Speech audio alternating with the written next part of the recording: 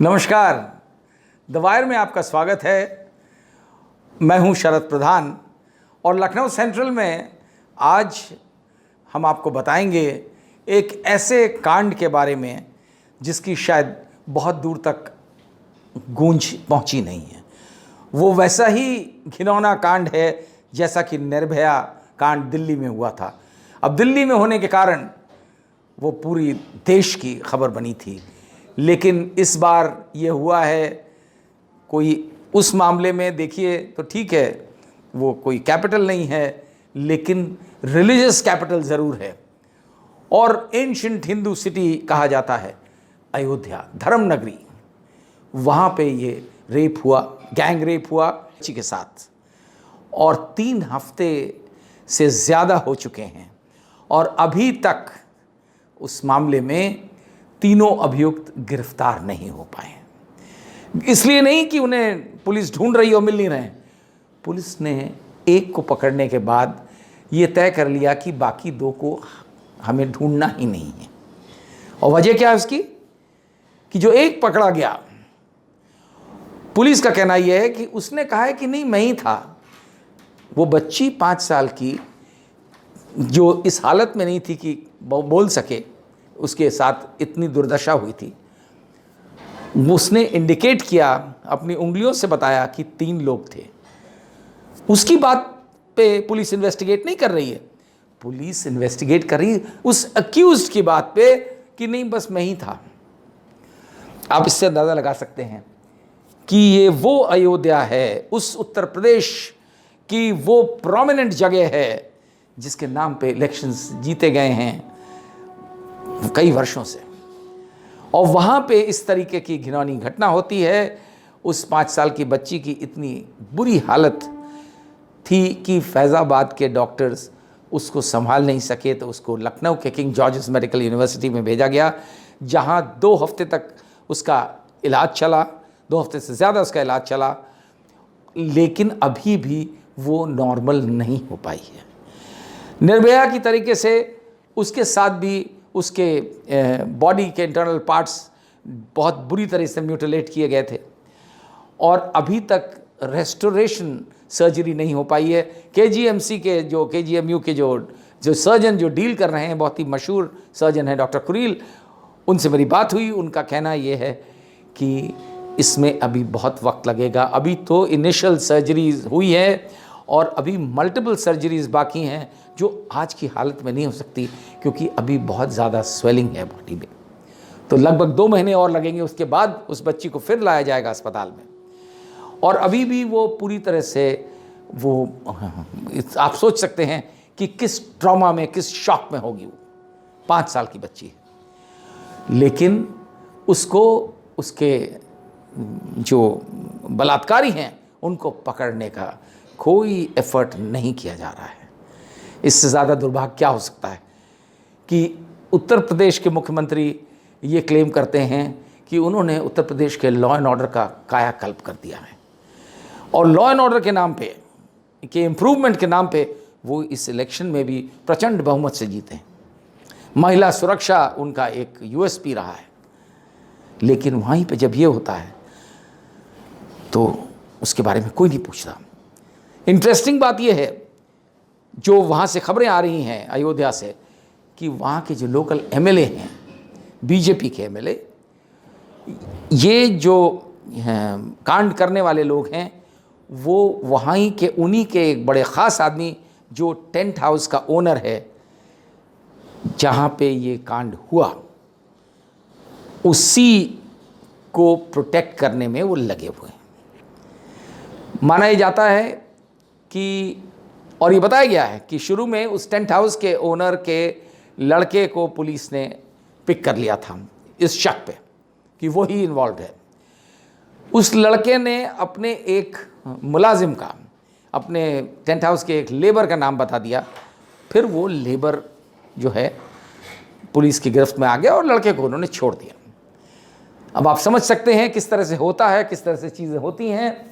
पैसे वाले लोग जब भी किसी क्राइम में फंसते हैं तो वो किसी न किसी को, अपने किसी मुलाजिम को, अपने किसी एम्प्लॉय को बड़ी ईजिली बनवा देते हैं, अपनी जगह उसको डलवा देते हैं। कई कार एक्सीडेंट्स में आपने देखा होगा कि चला मालिक रहा था, लेकिन बाद में ड्राइवर से कह दिया जाता है और ड्राइवर क्लेम करता है, नहीं साहब मैं चला रहा था, मैं तो, ये मालिक नहीं चला रहे थे। तो इसी तरीके का कुछ हुआ है और शायद यही वजह है, इस बात की चर्चा अयोध्या में अच्छी खासी चर्चा है कि टेंट हाउस वाले को वहाँ के एमएलए प्रोटेक्ट कर रहे हैं, उनको बचा रहे हैं, लेकिन उनके खिलाफ कोई की ना तो उनसे पूछताछ हुई है।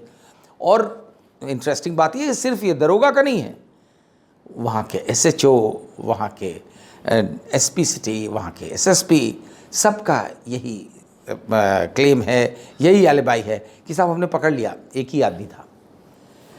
उस बच्ची की खबर, आप सोचिए इतना बड़ा कांड हुआ, दिल्ली में हुआ होता तो पता नहीं कहाँ कहाँ खबर जाती। और खैर वो उस टाइम भी और था, उस टाइम इस तरीके से मीडिया के ऊपर भी शिकंजा नहीं था कि कोई नेगेटिव खबर ना छपे, और वही हुआ है। इस कांड की खबर या तो बहुत छोटे अक्षरों में, बहुत छोटे कहीं इनसाइड पेजेस में मेन स्ट्रीम मीडिया में आई, और टीवी में शायद जिक्र भी नहीं हुआ इसका, क्योंकि मामला ऐसी सरकार का है जिसको मीडिया, मेन स्ट्रीम मीडिया से बड़ा लगाव है, किन्हीं वजहों से, बहुत सी चीज़ें हैं। तो क्या इस तरीके के कांड होते रहेंगे? उसके बाद भी सरकारें कहती रहेंगी कि साहब हमने क्या लॉ एंड ऑर्डर कर दिया, हमने तो प्रदेश में राम राज्य ला दिया। अगर रामचंद्र जी भी होते तो शायद वो इस चीज़ से इतने ज़्यादा विचलित होते कि कहीं एक मतलब सोच नहीं सकता कोई, इस कदर इतनी घिनौनी हरकत, और उसके बाद प्रोटेक्ट करना, उसका सीरियस नोट नहीं लेना। आपको जान के ताज्जुब होगा कि वहाँ के कुछ लोकल एक्टिविस्ट्स हैं, एक महिला है अर्चना तिवारी, वो और उनके पति, वो सोशल एक्टिविस्ट हैं, वो बैठ गई धरने पे महात्मा गांधी की मूर्ति के नीचे फैज़ाबाद शहर में।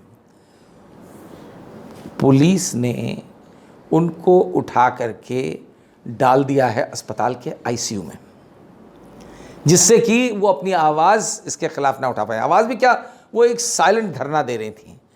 अब आप ये भी नहीं कर सकते उत्तर प्रदेश में, शायद और बहुत सी जगह भी ऐसा ही हो।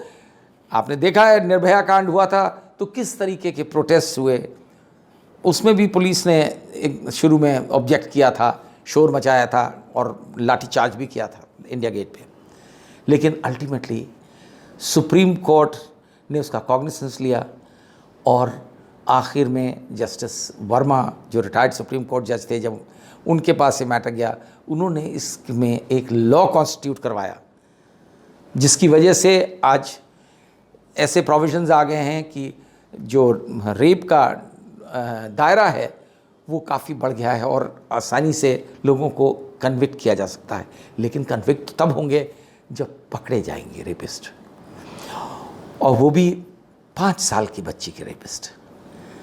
यही दुर्भाग्य है और यही अचंभा है, आप सबको ज़रूर सुन के अचंभा होगा कि उत्तर प्रदेश में इतना बड़ा कांड हुआ अयोध्या में और आपको इसकी खबर नहीं है, क्योंकि कोई इसकी बात करना नहीं चाहता है, कोई इसके खिलाफ सीरियस कार्रवाई भी नहीं करना चाहता है, खाना पूरी करके केस को रफा दफा कर देना चाहते हैं। देखिए, इंतज़ार करिए, शायद किसी स्तर पे कहीं किसी के को ये होश आए, ये एहसास हो, ये ह्यूमैनिटेरियन कंसर्न हो, और वो लोग जो क्लेम करते हैं कि उन्होंने लॉ एंड ऑर्डर बहुत अच्छा कर दिया है और महिला के लिए तो ख़ास तौर से उत्तर प्रदेश इतना बढ़िया बना दिया है कि कोई भी महिला किसी वक्त रात के समय अंधेरा होने के बाद आराम से घूम फिर सकती है, ये क्लेम्स हैं और बहुत से लोग मानते भी हैं इसको। कम से कम मुझे ऐसा दिखता नहीं है, और ये केस बतलाता है कि हकीकत क्या है। नमस्कार। Get a sneak peek of exclusive content before everyone else for channel members only. Memberships start at ₹89.